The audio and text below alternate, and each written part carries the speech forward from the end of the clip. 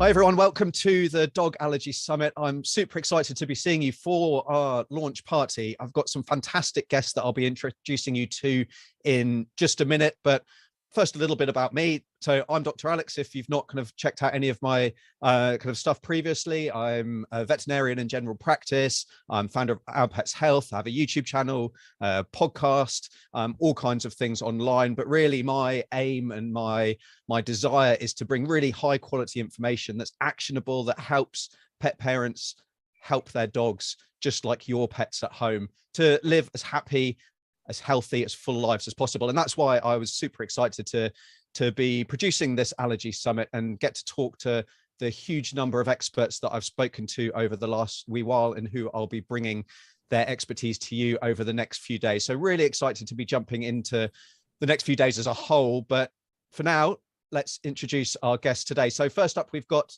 Dr. Cherice Roth. So she's from Oregon and is currently the Chief Veterinary Officer of Fuzzy Pet Health, as well as Special Programs Coordinator of the Multicultural Veterinary Medical Association. Dr. Roth is also an author of children's books that focus on veterinary medicine, diversity, and representation. And she believes that veterinary virtual care is the answer for health disparities in pets, as well as part of the answer to the psychological issues of veterinary professionals. So Dr. Cherice, it's a real pleasure to be talking to you again today. You as well. Nice to see you again. Fantastic. We've also got Jed Davis. So he's joining us from Idaho, and he is the president of Poly Pet Products, who are a company specializing in helping canines with research-backed products and innovative science. As a certified canine herbalist and master's graduate, he's spent years researching, training, and challenging the status quo of the pet industry. And he enjoys the passionate pursuit, which is a bit of a mouthful, of a better future for our dogs through science. So Jed, really great to be having you along today. Thank you for having me. Cool. And then next up, we've got Dr. Jeff Werber, who joins us from LA. Dr. Jeff is an Emmy award-winning, nationally renowned veterinarian who's been practicing for 38 years. He is the founder of the prestigious AAHA certified Century Veterinary Group in Los Angeles, California, Veterinary Economics Merit Design Award-winning hospital. And he's also the president of Dr. Jeff Enterprises and continues to see his patients at Value Vets in Westwood. And you've just been dealing with clients today, so it's really great to be seeing you along as well, Dr. Jeff.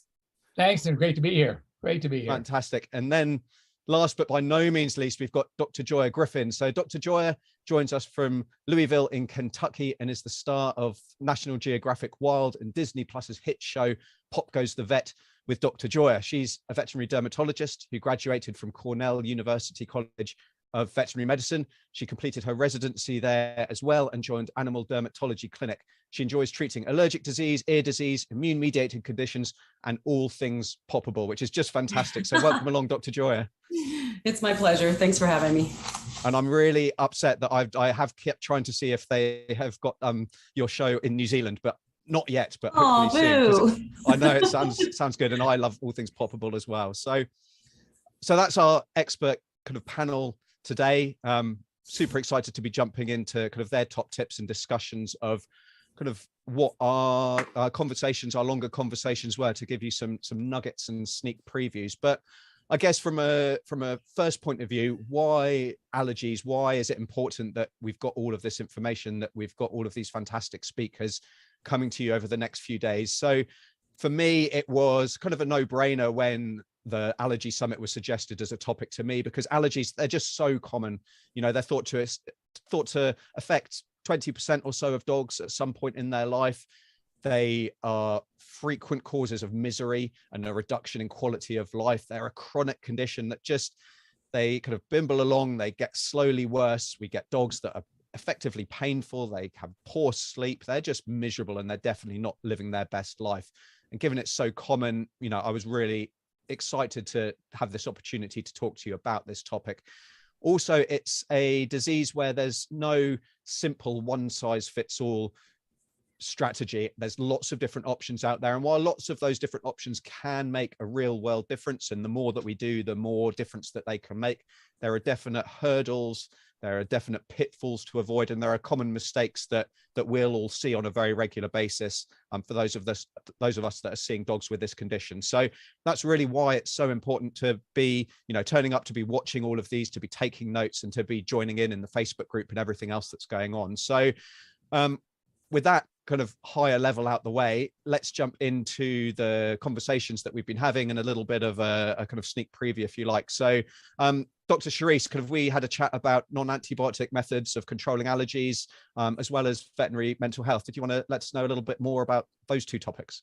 Yeah, absolutely. The biggest part of this is that using antibiotics is something that we used to do quite a bit in the past, to the point that we've started to really see antibiotic resistance, not just in our furry friends, but also in our human counterparts, the pet parents that take care of these guys, and in our food animals. And so in order for us to be more protective of those resources, the ability to use antibiotics, we really have to be protective of. And so really what we went through, Dr. Alex, you and I, is we talked about methods that can effectively treat skin conditions, specifically skin infections, without the use of antibiotics, and how to really keep control of that itch, of the smell, all of those sorts of things without having to reach for antibiotics if it's at all possible. We also had the pleasure of talking about just veterinary mental health. It's something that I'm extremely passionate about, because if we continue to lose veterinarians at the rate that we're losing them, we won't be able to provide excellent care for these animals that we love so much, particularly our dogs.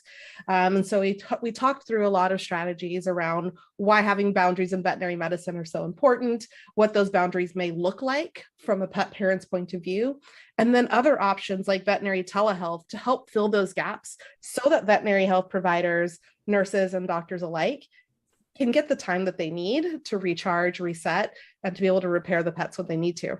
Yeah, absolutely. And I mean, that's a topic that's very close to my heart. And I was reading recently that actually a lot of pet parents, they're not wanting to contact their vet because they recognize how busy we all are, and actually that telehealth. And then from the antibiotic point of view, that's such an important topic, because antibiotics definitely have a role, but with that increasing resistance, there are other options that are just as effective. And I think from memory, we go through a lot of different kind of very affordable options as well, depending on kind of people's budgets and that kind of thing.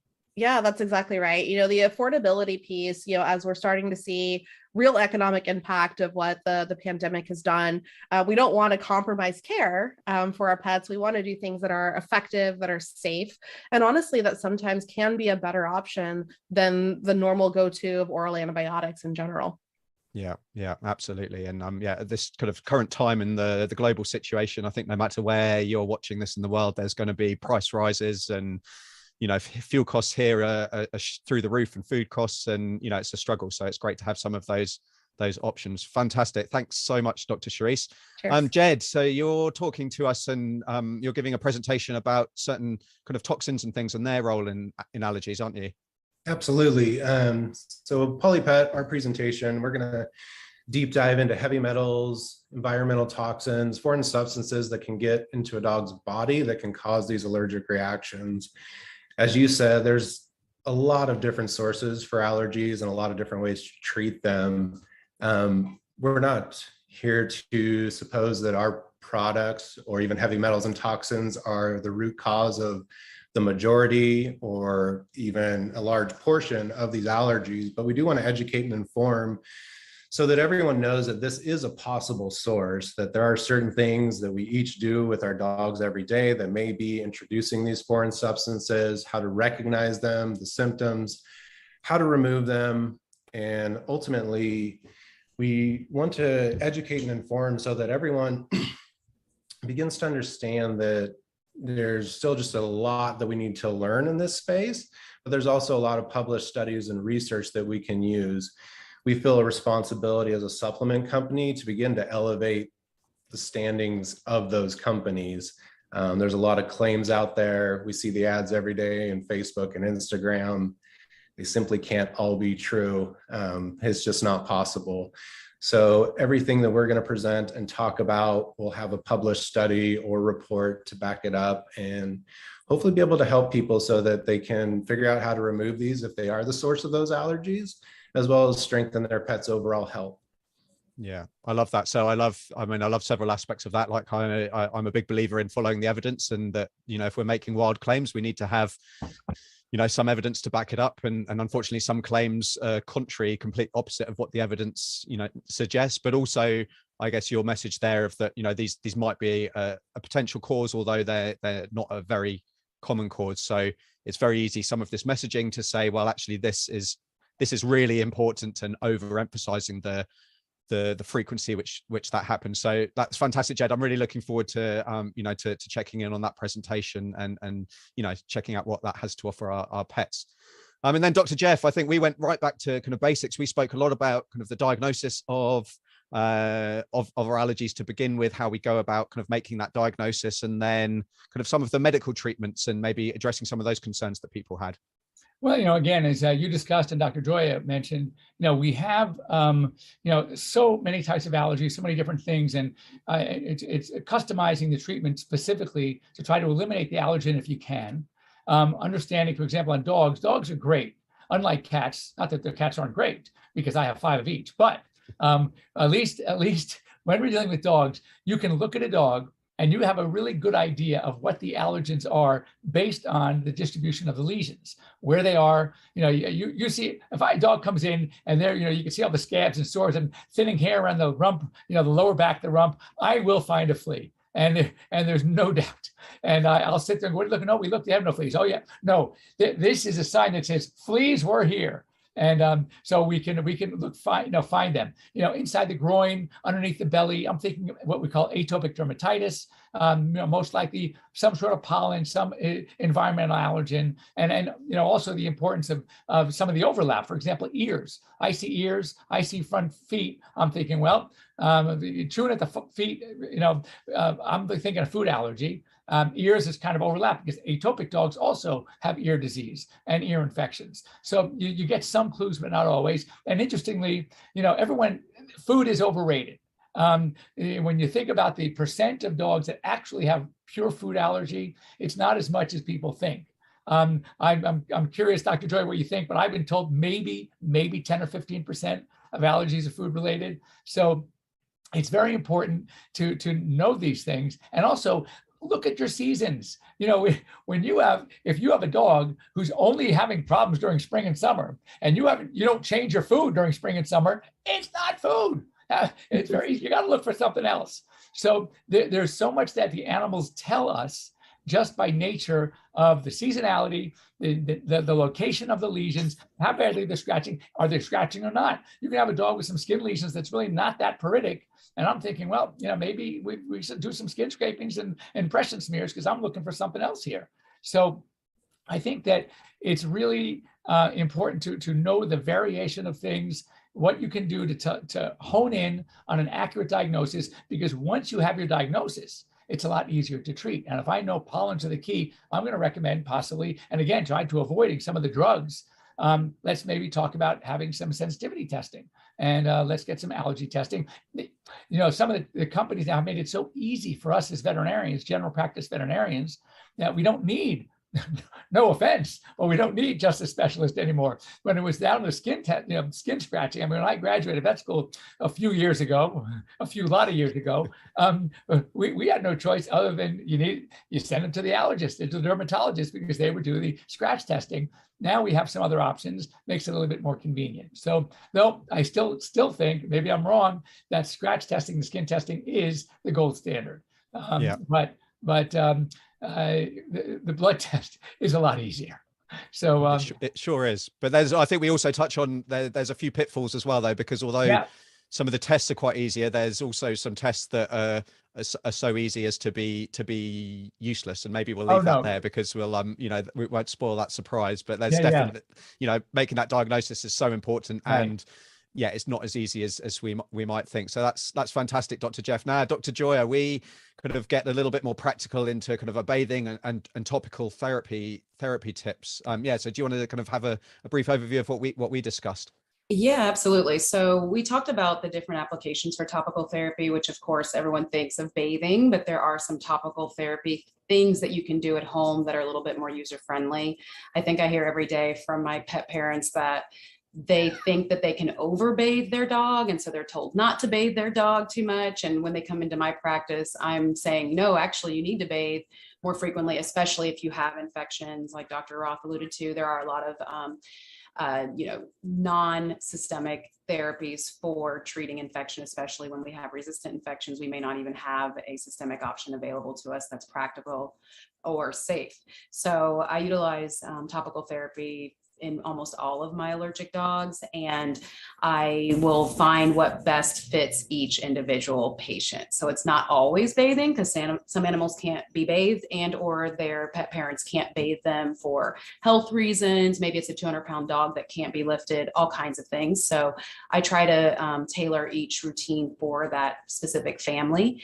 If they can't bathe and put them in the tub, then we can also do wipes, mousses, sprays. There's so many things that are out there, and they help to do multiple things, remove excessive bacteria and yeast from the skin to help prevent infection.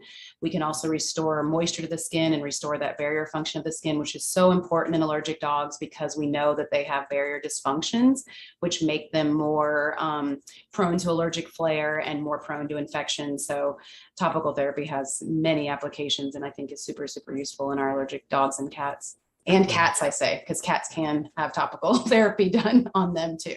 Most they can. I saw a cat in the clinic yesterday, and the owner was telling me how all the scratches on her arm that I was seeing was because she'd bathed her cat. Yeah. long-haired cat with a bit of diarrhea, so not allergic, but you can, can't you? Absolutely. And I guess the topicals, it's maybe often overlooked, or the importance of choosing the right product as well is overlooked. And it's to think of, well, any shampoo, any topical is much of a muchness, but that's really not the case. Right. Ingredients are definitely key, and there are some products that really are best found at your veterinarian and with their assistance than getting some of the over-the-counter products, because a lot of times they don't actually have any active ingredients in them that are going to be that helpful. They may be good for grooming, but for actually treating infections and having the fatty acids and ceramides involved in them to restore the barrier function of skin, sometimes they're lacking in those. So it's best to get a veterinarian's recommendation, I think, first, and then find the best product for your pet. Yeah, fantastic. I guess that touches on a lot of the reasons why I wanted to do this as well. And that marketing, and as Jed said, kind of the Facebook algorithm, as soon as you've got that pixel and you get hit with all these adverts, it's very easy to be taken into these products that have got no active ingredient, or are poorly produced, or just aren't based on anything that's ever going to work in the first place. So Dr. Joya, that's fantastic. So that kind of moves on to our next section. So I've got a bit of a case study, if you like, if you're all game for playing along. So our fictional dog, but I say fictional, I'm sure we will all recognize this as a client or a patient of ours. So we've got Molly. She's a 4-year-old Bichon. She's been getting progressively more itchy over the last few months, and now she's keeping mum and dad awake at night with her constant scratching. So she's getting no sleep, mum and dad are getting no sleep, and they're putting their foot down and recognizing that they need to seek some professional help. She's been a little bit itchy for kind of a few weeks last year, so it's something that she's kind of had for a long time potentially, but it's getting worse. Her owners, they've tried a few different solutions. They've kind of reached out online to forums and all that kind of thing, but nothing's really made the difference that's let them have a good night's sleep.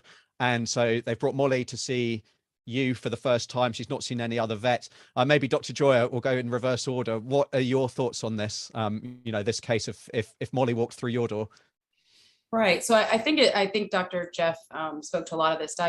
Diagnosing what actually is going on is key. So your history and physical exam are very important. And if I saw this case, I'd be concerned that something new is going on, since last year the itching was maybe, more or less not that severe. And then now they're keeping up in the middle of the night. So did something change? Is this dog infected? Has it developed an parasite like fleas or even mites? So I would look for those first, because it sounds like this is more of an acute issue. Like today, it's very bad. And so I would look for, the obvious things first and rule out flea allergy, as well as, or just even flea infestation, and then scrape for mites. And so scabies, of course, is a very elusive mite, and it can be very difficult to find. So if I have suggestive symptoms of this, I will go ahead and treat. So we will do that. And then, of course, they always say, put the fire out. So you need to do something to actually control the pruritus, the itch today, because mom and dad can't sleep.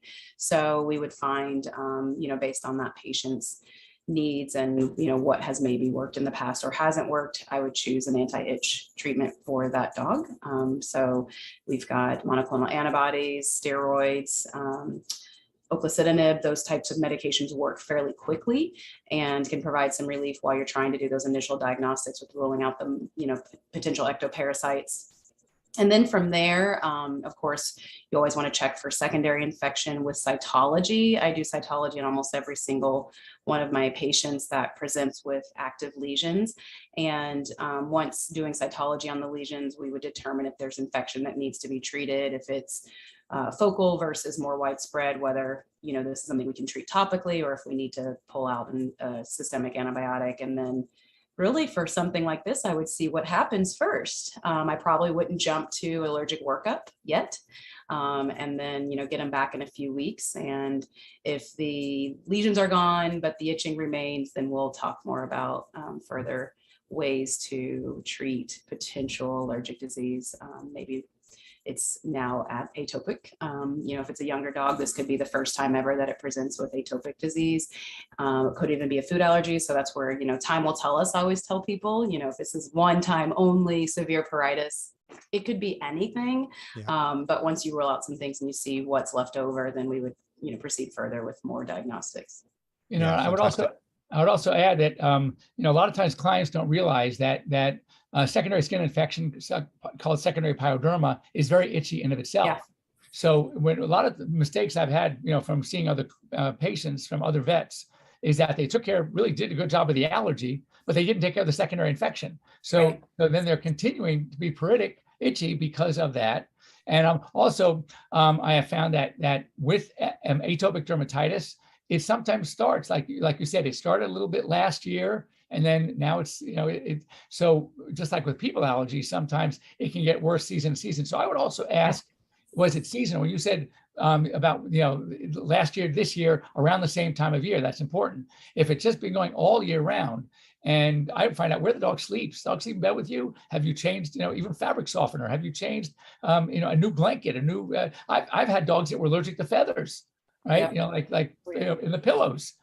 So you never know. It's like that, as Dr. Joy said, one of the most important things, and that's why one of the longest questionnaires that new clients get when they go to see a specialist is the dermatologist, because there are so many nuances that are so important to really determine what this, what it is, and you have to be very specific. Because sometimes when it comes to newer docs, the older docs, I would tell you that history is essential for so many of the things that we treat, that when you've been doing it for a long time, and that sometimes you don't need much more than the good physical and the history, and you already can make your diagnosis. So. Yeah, I absolutely agree with that. It's I like to say it's 50% is the history and 50% is the physical, but in a lot of our skin cases, it's some significant homework that people get before they will go and see people like you, Dr. Joy. But that's because it is so important, and it's a real process. I guess that's what what I'm hearing is that it's a real process to make that diagnosis, but it's so important that we actually make that diagnosis, because it's very easy to, and I'll see this in forums, is that people will have a very similar situation to Molly, and everyone's saying it's allergies, you need to change the food, we're jumping to conclusions when there's so many things. And Dr. Cherice, I imagine you have calls that are very similar to this as well, with people thinking it is going to be a quick fix, but how do you kind of approach the people that you're speaking to and maybe not seeing? Yeah, absolutely. First, how do you follow Dr. Joya? Talking about a skin workup, she's the ringer. But to your point, Dr. Alex, we do get a lot of these pet families when they're trying to make the decision to justify, gosh, do I really need to go to a dermatologist for this? Or do they really need to scrape the skin?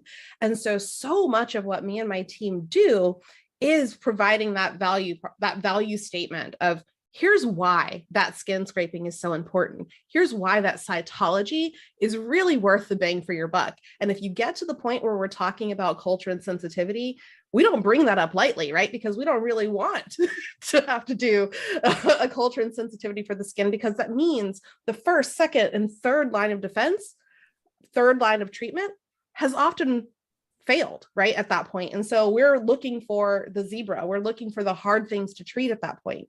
So really, when these pet parents come through on telehealth, the first aspect of it is, number one, you're not alone. This is something we see every day, multiple times a day. And right now, skin is our top second reason. It's our number 2 reason for people to come through telehealth because of exactly what this pet Molly is going through. Dr. Roth, I'm going crazy. She's itching all the time. And really letting them know that, you know what, we get it. We understand the damage that itching can do to the human-animal bond. Here are things that you can do right now, as Dr. Joya put it, put that fire out. How do you stop the itch right now while you're waiting for that appointment? Is it bathing? Is it, if it's one area that pet is really focused on, don't underestimate the power of like cool compresses, right? Those sorts of things to put that inflammation, to lower that inflammation as best you can from home, really does help to empower and honestly try to rebuild and repair some of that human-animal bond. But a lot of what we do in telehealth, especially for these pets that really do have to be seen, is we say, here's what you can expect at that visit. Number 1, you're going to get flea combed. You're going to get a flea and tick prevention. Even if you don't see the flea, it's not saying that it's an infestation. It's saying that there could be a real allergy. When I get bit by a mosquito, I swell up. I am miserable. I get actually physically sick, much to my husband's chagrin, because it doesn't make much sense, but it is a true allergy. And so really it's a lot about relating to that pet family and what they're experiencing in that moment. And then being able to seamlessly pass that case. Hey, Dr. Werber, we actually talked to one of your clients at 2:00 in the morning because Molly was itching. Here's exactly what we talked about. Miss Jones is coming in. She understands the value of getting that skin scraping. She is expecting oral flea and tick prevention from you. And oh, by the way, she'd really love some help with the bath. You could make a local recommendation because Molly is crazy in the bathtub. All of those things that are outside of kind of what we traditionally see in the vet clinic, those pre-decisions of how do you get someone to the point where they can wrap their mind around, oh man, this might be expensive. Is it going to be worth it? All of those things lead up to, yes, Molly needs to go. Here's how we get her there. And here's what you can do in the meantime, because we're all still experiencing, 4 to 6 week wait. It could be weeks before Molly can get in somewhere, depending on where she lives. That pet parent is going to want to know, what can I do right now? Some of that is mousses, some of that is shampoos with real active ingredients in it, all of those sorts of things, so that we can buy them time to get in front of that veterinary dermatologist or to get into that veterinary clinic. Yeah, absolutely. Dr. Alex, quick question, because I love the fact that Dr. Roth is working in telemedicine, because we have AirVet as well, and we know what it's like. What are the rules as far as VCPR where you are? For Dr. Alex? Yeah, or either one, but I'm just curious to know what, because we have some pretty stringent rules in most of our states.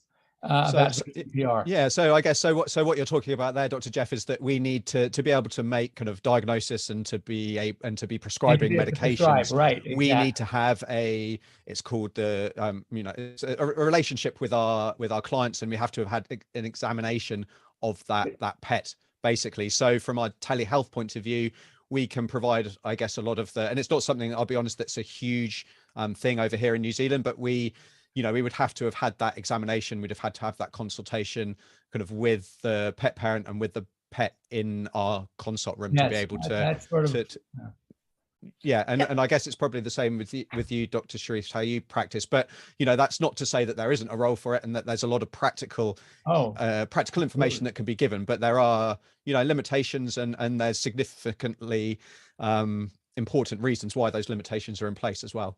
Yeah. Oh, absolutely. I mean, I think that there's definitely this separation of, let's say Molly's family is hourly wage workers, and they work during the day and they can't get in at night. We have to be able to help them justify taking that time off work to go see Dr. Werber or go see Dr. Joya. They have to know that it's worth it, and they have to know and understand what they're getting themselves into and how to help Molly the best. And so, while yes, I won't be necessarily in some states prescribing Apoquel or doing Cytopoint injections over the internet, there are definitely things that are quite practical. They're well within the hands of a pet parent to be able to perform. And frankly, the veterinary industry will have to move forward.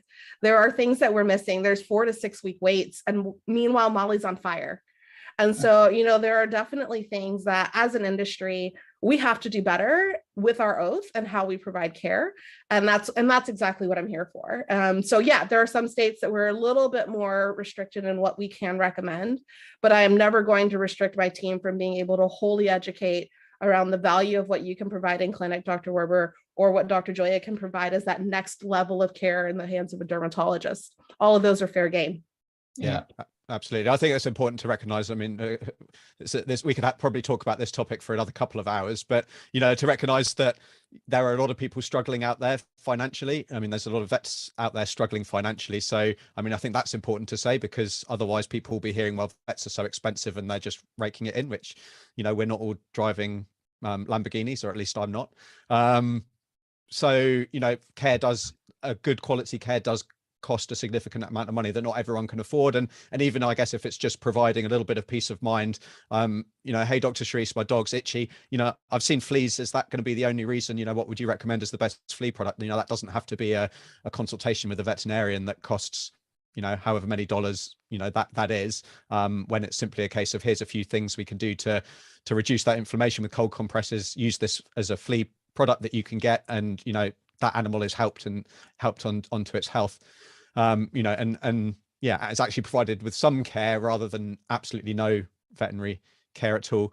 And Jed, I guess you see this with your clients as well, that you're, and, you know, the people who are reaching out to you and looking at your products, is that they're looking for, you know, maybe community, they're looking for support, especially when it comes to allergic disease.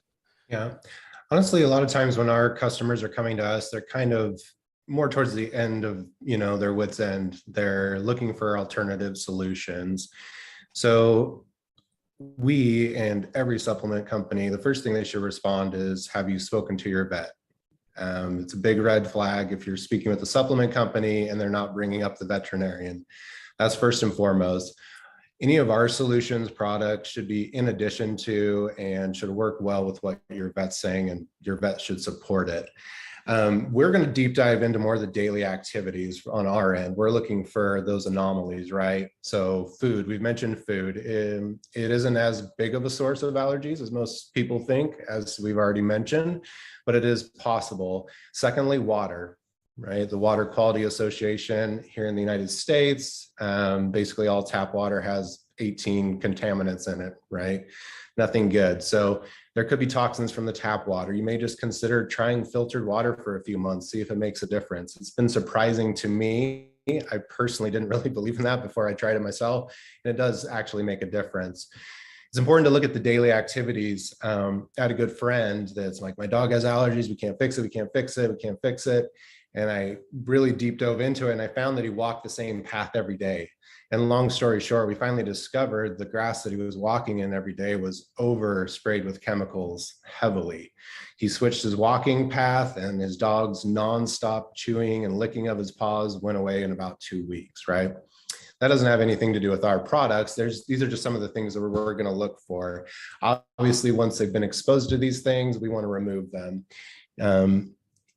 We really encourage people to look at these things. Like, for example, mold exposure is a big one. We see our customers, they've done a lot to treat it themselves. They often are detoxing for their own personal results, but they've never considered it for their dogs.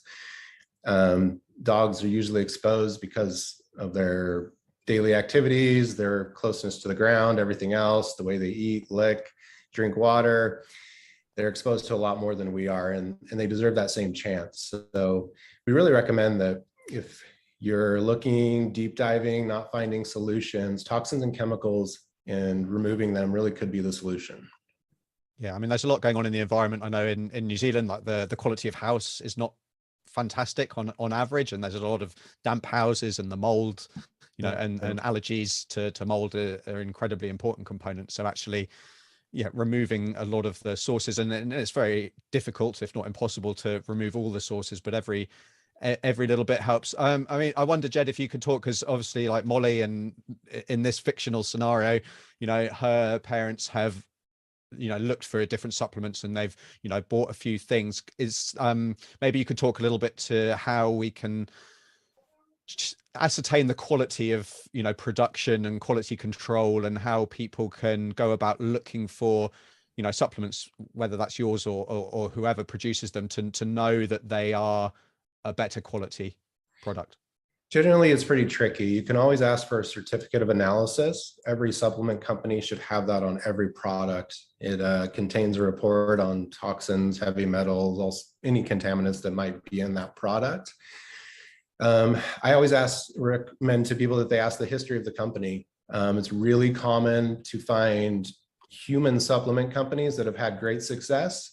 And in some meeting, they decided, well, why don't we just slap a different label on it and sell it to dogs? It's a pretty big market. So ask them about the history of it. If they say they have scientists or veterinarians on staff, ask for their name, ask for references, and then just the basic, questions you can ask any company to see if they're reputable. But if they hesitate on any step of the way, whether it's references or certificate analysis or the history of their company, it's probably a big red flag. And most pet supplement companies don't have that many unique products. So if you find a company that might be shady, I'd recommend just switch over to one that your vet recommends. Yeah, absolutely. I think that's some really good top tips. And I guess every company should be very open about their processes and about their quality control. So yeah, absolutely. If there's any reluctance, or it's just, I don't know, or I wasn't aware that was a problem, then look elsewhere, because there are other very good companies doing some very good work with some products that, do really make a difference. So fantastic. And there's some top tips there, Jed. I guess moving on. So we've got our, Molly, she's, we've put out that fire.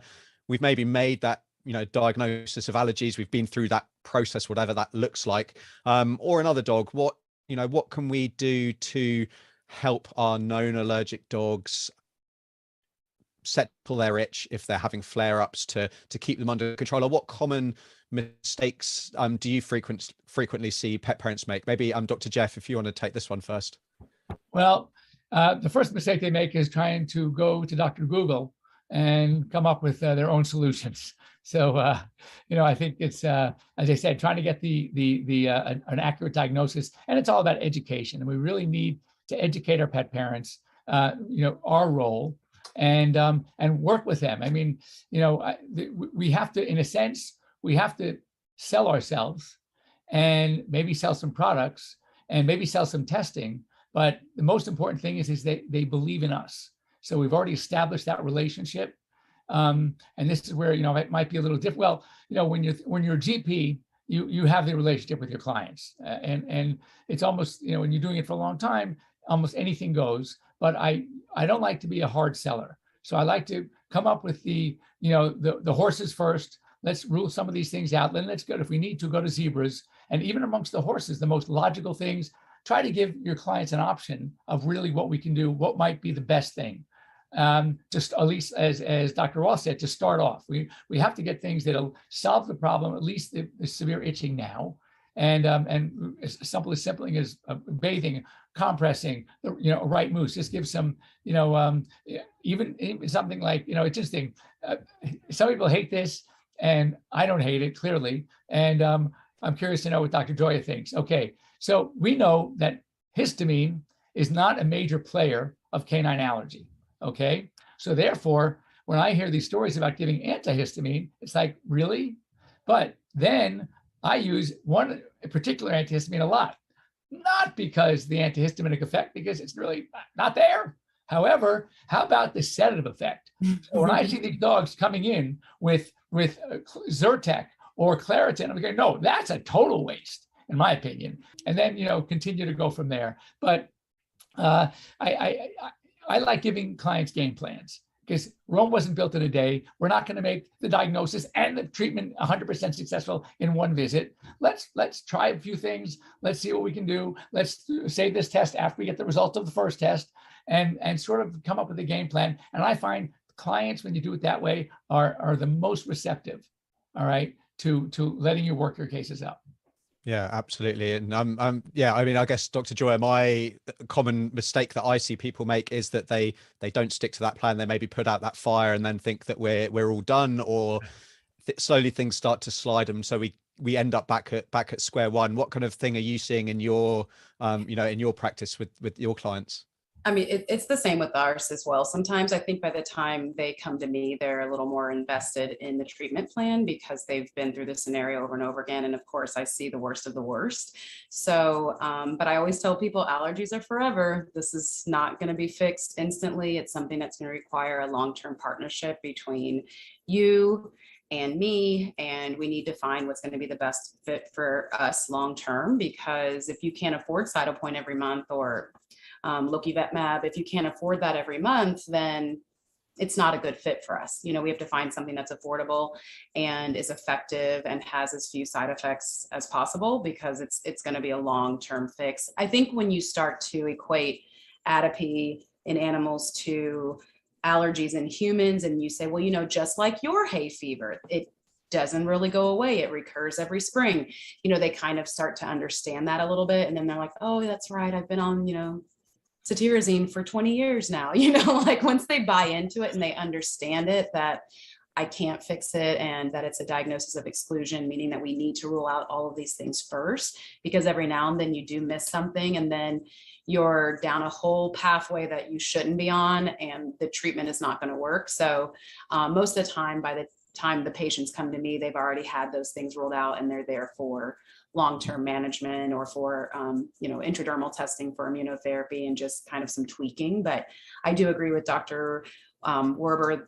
Antihistamines in general are not very effective. I think people say 15% at best, and that's if you try several antihistamines to find maybe one that'll work. So in my patient subset, antihistamines might be effective in reducing our need for steroids. They have been found to lower the dose of steroid you may need to use in some animals, but in general, not super effective by the time they come to me. So maybe a very young first time onset atopic, maybe an antihistamine might work that first summer. But as we know, atopy is kind of an evolving thing in animals. And, you know, each year, I think the body starts to like create more and more inflammation that evades some of the treatments. And that's why sometimes, you know, a dog that used to respond well to oclacitinib or Loki Vetmab may not do that anymore. And then you have to switch to something else. So that happens. And you were still trying to figure out more things and studying what happens in human medicine, even though dogs are not humans, and our atopic dogs are a lot different than atopic humans. And it's totally different, but very fascinating to look at the two fields side by side, because there's a lot we can learn from them and a lot they can learn from us, actually. Yeah, absolutely. And you touch on something there that's very important. I think it's being honest, you know, having that honest conversation, both you, Dr. Joya, and Dr. Jeff, you know, it's important that we have that relationship. There's no shame in it. You know, if you cannot bathe your dog weekly, like I'm asking you to, I'd rather you be upfront with me now, because I'm not going to prescribe that for you if you can't afford this. And I tell people, you know, immunotherapy takes a long time before it's effective. However, it can reduce the amount of chronic drugs your pet may need, and it may be a more affordable option for you long term, especially for large dogs. I mean, some of these medications in a dog over 60 pounds is it's a lot. I mean, more than what I spend on a lot of things each month. So, you know, immunotherapy is usually a lot less expensive than that. So, and it's safer, you know, so those are really good reasons to go towards that option.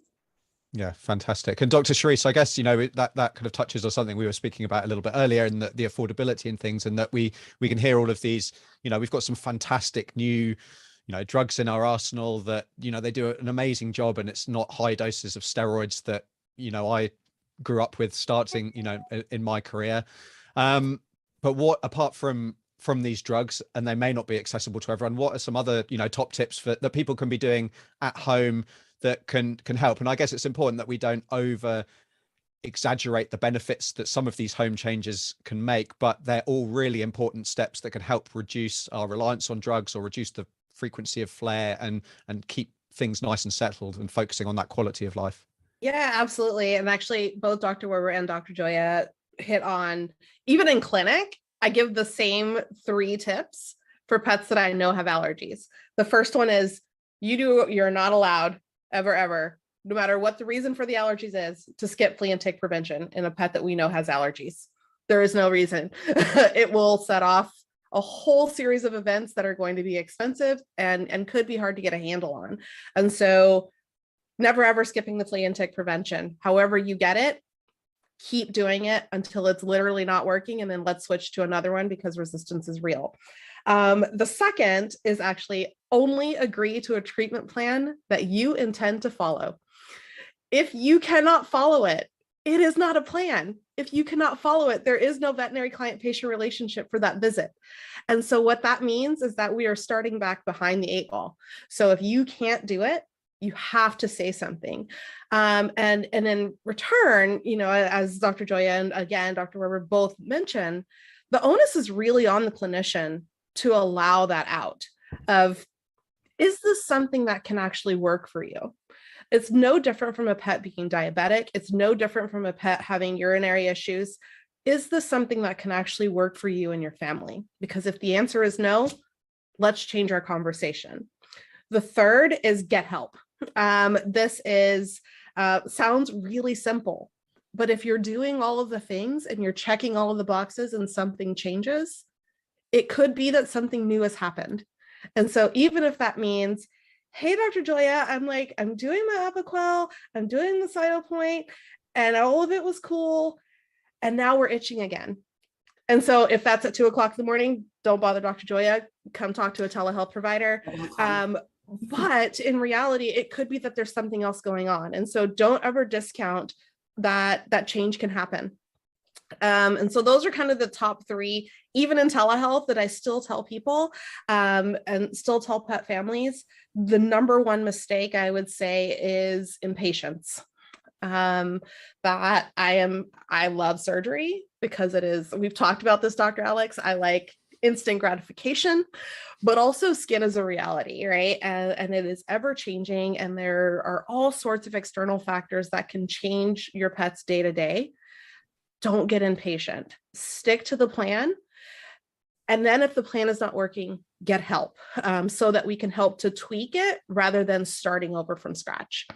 Yeah, absolutely. And I guess, from that long-term point of view, doing something as simple as keeping a diary, keeping a log of, everything that you're doing and maybe how bad the itch is, because with a lot of things that, might be suggested at the vet clinic, or you might, supplement that you might start, it's not going to be an overnight fix. In a lot of cases, I mean, we might be able to put that fire out very quickly, but, the quality of skin is going to take time to improve. So when you're living with your dog every day, it can be sometimes very difficult to appreciate the progress that you are making, or in the same instance, appreciate that actually things are getting worse. And you don't realize that until, hey, we've got a real problem and we're almost back at square one. Yeah, absolutely. Yeah. And I guess from that point of view, Jed, it's a case of being realistic with our supplements as well, and not expecting, we'll just have a week's supply and, hey, I've seen this improvement in my dog, and it must be because of that, when realistically it's going to have taken, whether that's essential fatty acids, supplements, our kind of omega-3 fish oils, that kind of thing, which really do take weeks, if not months, to kind of make those changes within the body to have an actual real world effect. Yeah, exactly. Supplements are not a miracle cure. They're not going to they shouldn't be fixing most anything overnight. It should be a long-term approach that goes alongside with the plan you make with your vet. That being said, like we've kind of mentioned, keep an open mind. There may be a lot of different sources from these allergies. Could be heavy metals, toxins, parasites, or the more common ones that we've talked about. But really focusing on the entire day and night that your dog goes through, really check that routine. Where do you walk them? What's the quality of the water, the quality of the food, the quality of their bedding, the quality of your house? Everything they're exposed to plays a factor into their health. And you may be able to do them some big favors and then, improve their quality of life by making those changes and taking the time to unemotionally look at their day-to-day life. Fantastic. I mean, that's a great top tip there, and yeah, examine everything. So everyone, this has been a fantastic conversation. I've really enjoyed talking to you all again, and diving into some of these things. We're going to be talking about them in a huge amount more detail in our individual talks, and we've got a load of other expert guests as well, diving into kind of really practical information that people can take home and use to help them understand allergies, to help you formulate a plan that's going to work for your situation, your financial situation, your physical ability, the temperament of your dog, all kinds of different things. So I'm really looking forward to all that information being shared over the next few days. make sure that you join in the conversation on Facebook as well, because we're going to have various live streams and Q&As and all that kind of good thing. And if you've got questions, then it'll be delighted to see those and answer those. Make sure that you join all of the sessions with a notepad and paper, because you're going to have so much to learn. And maybe just to sign off, I'd love to hear maybe one final closing thought from each of you. Dr. Cherice, maybe first. Oh, let's see. For me, it is treating a pet with allergies is a marathon. The sprint aspects of it are real, but it is definitely a marathon. So patience is key, and knowing when to reach out for that slug of water or help is number one. Fantastic. Jed, closing thought for you. Consider heavy metals and toxins as a possible cause for allergies, and let's get them into the conversation. Dr. Joya. Allergies, really, it's a multimodal approach. There is not a one size fits all for each patient. So your veterinarian is there to help find the best fit for you. And it's like Dr. Roth said, it is a marathon. So I'm pretty greedy. So I like to micromanage my cases, and I'm here for any little slip up. So we are in a partnership together. So if we have a time that flares, we're going to fix it, we're going to deal with it, and then figure out how to prevent it in the future. And that collaboration together, I think, is what provides the best outcomes for the pet. Absolutely. Fantastic. And Dr. Jeff? I would guess that when it comes to allergies, don't give up hope. It's a long haul. We need answers.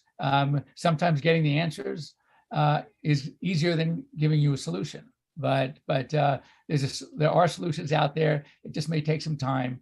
And it's all about patience and trust. And hopefully as a team, we can fix it together. Absolutely. But there is life at the end, light at the end of the tunnel. There is definitely solutions that will be able to help your dog be comfortable, will help you get some sleep and not be woken up at every hour of the night. Fantastic. Thank you so much, everyone, for your time. Thank you so much for your willingness to share your expertise and talk with me at various times of the day and night over the last few months as well. It's been an absolute pleasure to connect. And thank you so much. And everybody else, I'm really excited to be talking to you over the next few days. Take care.